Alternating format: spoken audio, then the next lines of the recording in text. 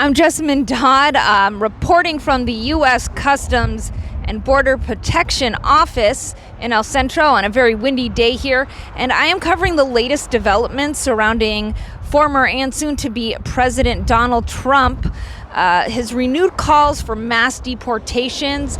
Now, this policy proposal has reignited national debates on immigration, border security, and its potential impact on the communities across the country. Always out here 365 days of the year, 7 days a week. It does, so that's why we have the fence all throughout. One of the major areas that I've been talking to you about was where we had most of our entries on the New River here in El Centro in Calexico Station. We had a lot of entries there, which we've dropped down to 0% entries because of the new border fence that we put in the area. But always our focus is in areas where the population has been more people running through, jumping into the outlet malls and jumping into the Calexico area's port of entry. Here in the desert, we mostly are seeing them in the mountains where they're trying to get away from us. The process that we do is the same for everybody that gets arrested. Once they are arrested and they're in custody, we give them a pat down to ensure that there's no weapons, anything that's going to hurt our agents, and then we take them to the station where they're going to be fingerprinted, where their biographic information will be documented, and then they'll be ran through our Department of Homeland Security computer approved computers, and we'll take it from there. Depending on what their background is, they'll either have a deportation or they'll be sent to be before the judge.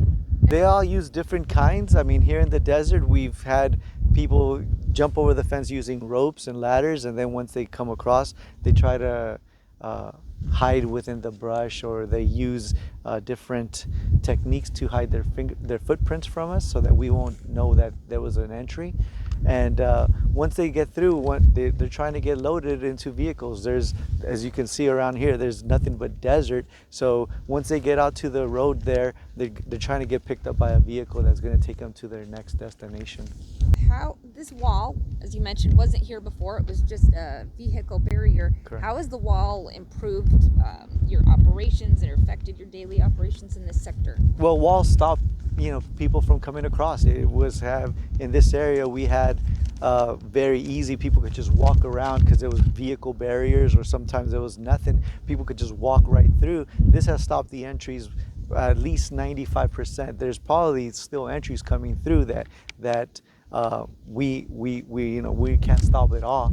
But if they have a ladder, they're going to climb over it. If they have rope, they're going to climb over it. But it stopped the majority of the entries, and it always pushes the traffic into the mountains where there is less infrastructure.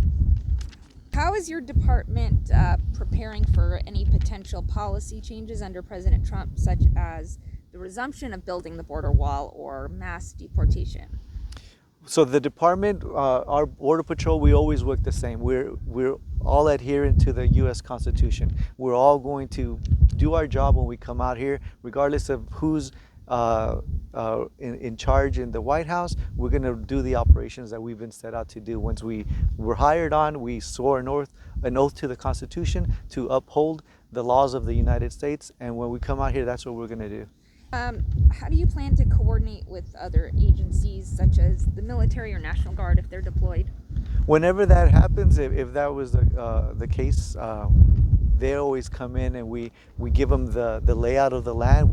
We integrate with them and we show them what we do. They really don't have, at this time, they really don't have the authority to arrest, but they can be eyes and ears for us. We could set them up on mountaintops and they could direct us to where there is an illegal entry. The main thing you run into here? Well, here in the El Centro sector, we run into a lot of the human smuggling element. People are trying to cross illegally, trying to hide from us and further their entry into the United States. Depends where you're at. When you go into town, then you're going to have more of the drug element where people are sending drugs across because they think that it's more convenient for them to get the drugs across in that area. Then we have another agent parked up there. So this is, we try to monitor this, like I said, 365, 7 days